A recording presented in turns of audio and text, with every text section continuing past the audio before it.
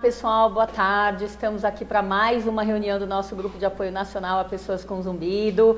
Vocês sabem, a gente sempre fala isso, né? A ideia da gente poder ajudar as pessoas que estão lá longe da gente, mas mesmo assim tem todo o direito à informação de qualidade.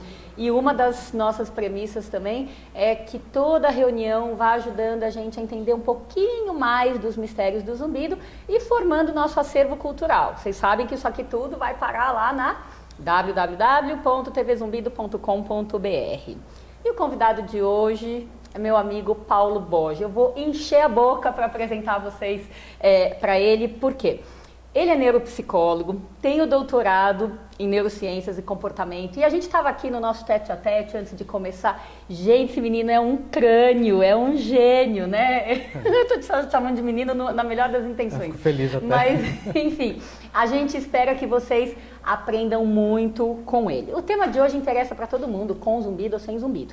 Mas o assunto é zumbido e a relação com falta de atenção, concentração e memória. Então, como hoje o planeta está padecendo desses problemas, não é verdade? A gente espera que isso tudo aqui possa ser muito didático para todos vocês que estão aí assistindo a gente à distância.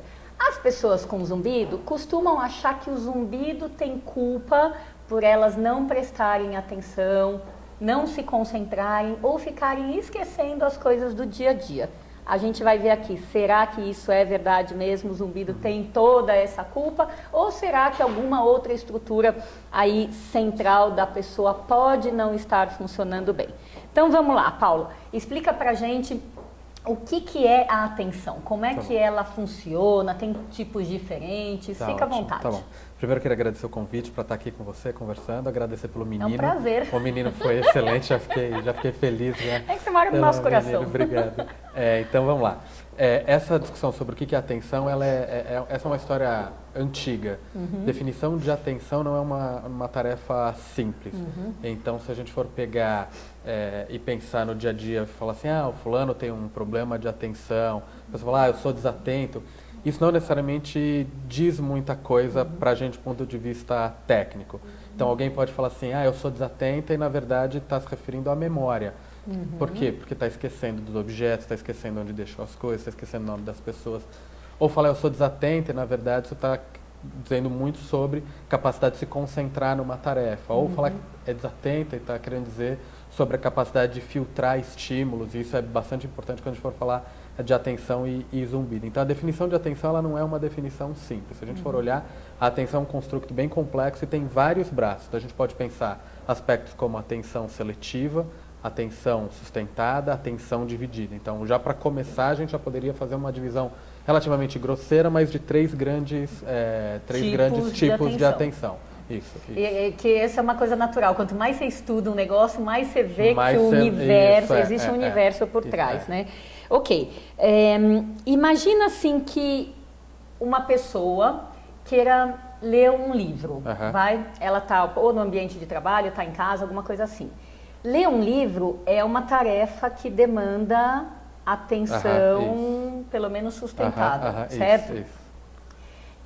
O que pode estar implicado nessa tarefa do sucesso de ler um livro? Da leitura, tá. Isso. Tá, isso é bem ler um livro é bem complexo, não é nem um pouco simples. Então, tem várias questões envolvidas na questão da leitura.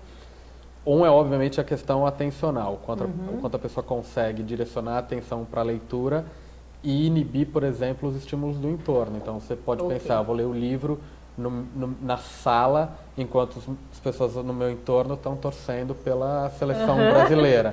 Aquela barulheira e você tentando ler em tempo, em busca do tempo perdido do Proust. Você está lá perdido ali mesmo, você não vai conseguir sair daquilo. Então tem muito ruído. Então, uma parte é isso, a capacidade de você conseguir direcionar a atenção para o objeto de estudo e conseguir filtrar o resto. Mas tem mais coisa, então. Você está lendo as primeiras linhas, quando chegar no fim da página, o esperado é que você saiba o que veio lá no começo. Então, aí entra em questão já aspectos até da própria memória. Então, a capacidade de você sustentar a informação por um período de tempo e manipular essa informação. Então, você começou a ler... o Rei Leão deu uma festa para os seus súditos e não sei o quê. E aí vem lá, o macaco chegou para essa festa. Se você não lembrar que a festa era do Rei Leão, você vai achar que estranho um macaco chegando numa festa. Você não consegue fazer o link, então você precisa fazer essa conexão.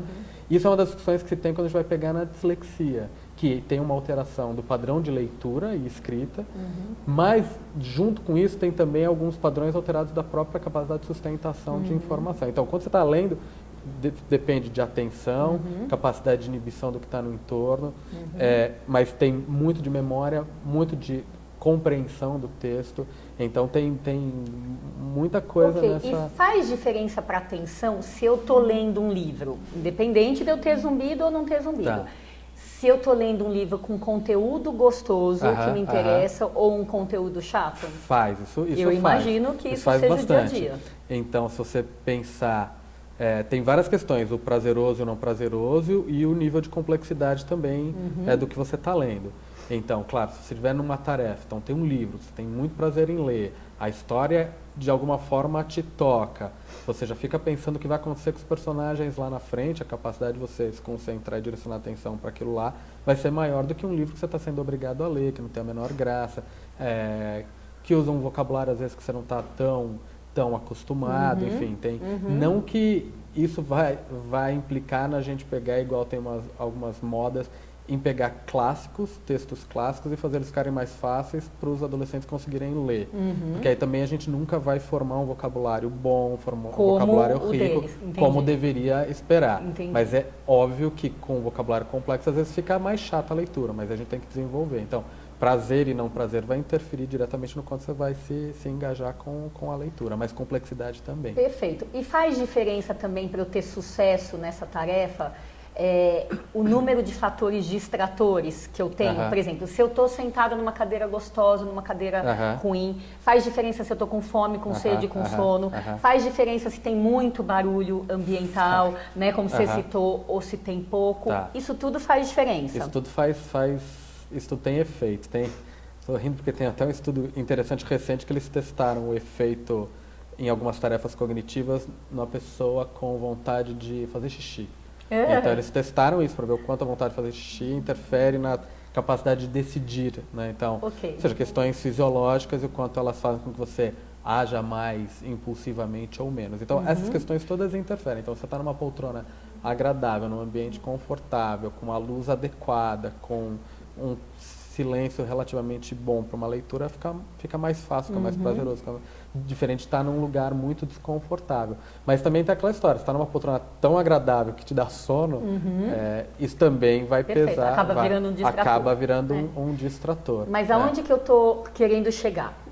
Se para uma pessoa normal, com vias auditivas e cerebrais intactas, a pessoa está sujeita a se distrair, a perder a atenção, vamos dizer assim, da tarefa que ela quer fazer, se ela tiver zumbido, seria correto eu considerar que o zumbido pode ser um fator distrator? Pode.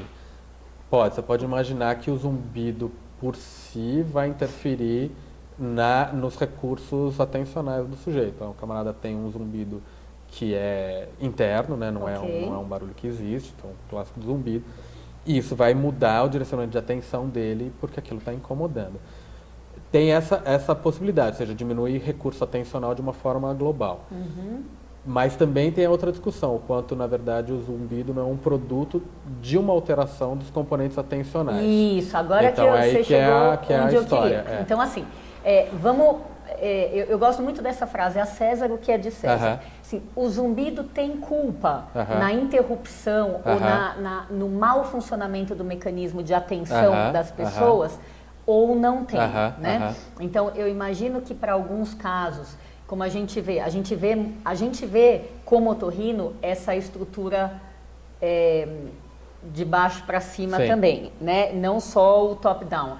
Mas assim, vamos supor que as vias estejam todas funcionando, o zumbido poderia estar interferindo como se fosse a vontade de fazer xixi que você citou, ou frio ou fome, né? Mas é possível que a pessoa tenha uma disfunção de via e nesse sentido ela não consiga usar toda essa habilidade da atenção dividida ou sustentada. E o próprio zumbido seria um efeito dessa falha de controle atencional.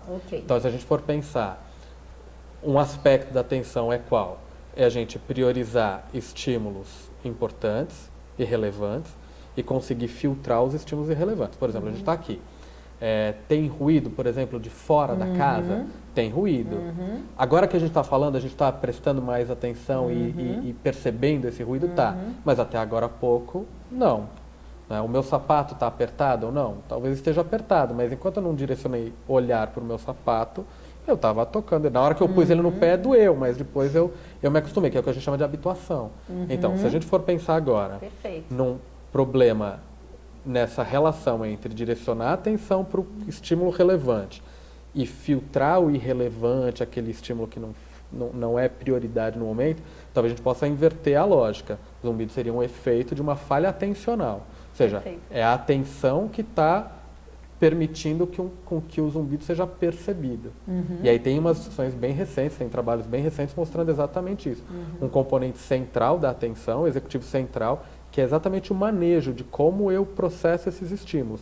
E dependendo de falha no processamento desses estímulos, é aí que a gente vai ter o zumbido ali perturbando. E tem trabalhos interessantes mostrando em pessoas com zumbido a alteração desse componente atencional central, que não é nem auditivo, então é a atenção de uma forma geral, não é só o auditivo, que mostra que talvez seja um problema mais amplo de redes neurais atencionais, e um dos subprodutos, que é um dos sintomas, seria o zumbido.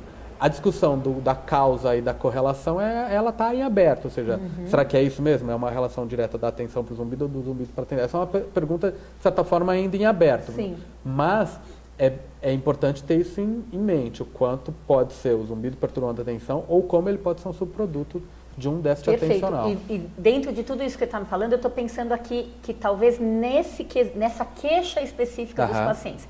Eu tenho zumbido e eu não consigo ler um livro, né? Eu talvez pudesse dividir isso em 3 situações. Me corrija se eu estiver errada. Existe o paciente que tem zumbido, ele tem uma certa dificuldade para ler, mas assim, se for os 50 tons de cinza, por exemplo, uma coisa super motivadora para ele, ele vai desencanar do zumbido, ele vai conseguir ler. Né? Então existe, sei lá, uma motivação, um interesse que mantém a atenção na tarefa que ele se propôs a fazer. Então o zumbido fica de escanteio. Tá? Existe o paciente que fala assim, eu quero ler, eu preciso ler, eu estou sendo cobrado para ler, mas eu não estou conseguindo. Eu começo, eu paro, eu começo, eu paro, eu começo, eu paro e a coisa embola. E tem o paciente que fala assim, eu nem tento, porque eu não vou conseguir. Quer dizer, então ele coloca o zumbido como se fosse o fator incapacitante da vida dele. E o que está me parecendo é que quando ele não consegue ler, ele não consegue se concentrar na conversa, ele não consegue dormir, porque o foco de atenção dele é zumbido 100% do tempo.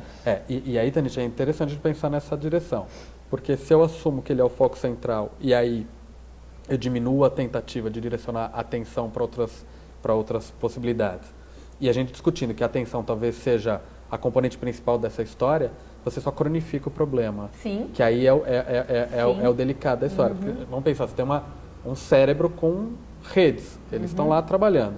Se eu considero que tem uma alteração de alocação atencional, porque tem um circuito que está funcionando de certa forma mal, eu posso pensar de 2 maneiras. Eu posso simplesmente ceder ao zumbido e eu não vou fazer mais nada, ou eu posso tentar responder a ele. Perfeito. E responder a ele é, por exemplo, tentando se concentrar mais, direcionar mais a atenção, não nele, mas no resto dos estímulos. Porque talvez a consequência agora seja inversa, a gente vai interferir num circuito que está desadaptado.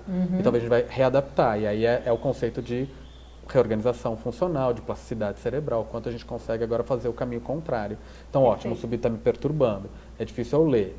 Eu não sei se é o zumbido que perturba a minha atenção ou se é a atenção que perturba o zumbido. Mas os dois estão, parece, caminhando juntos. Tá. Então eu posso tentar buscar coisas que me deem prazer, coisas que me distraiam e direcionar atenção para isso. E talvez o que, no final das contas, a gente vai perceber é uma diminuição do zumbido. Mais ou menos igual a gente vai pensar para uma dor crônica, a mesma que a dor central.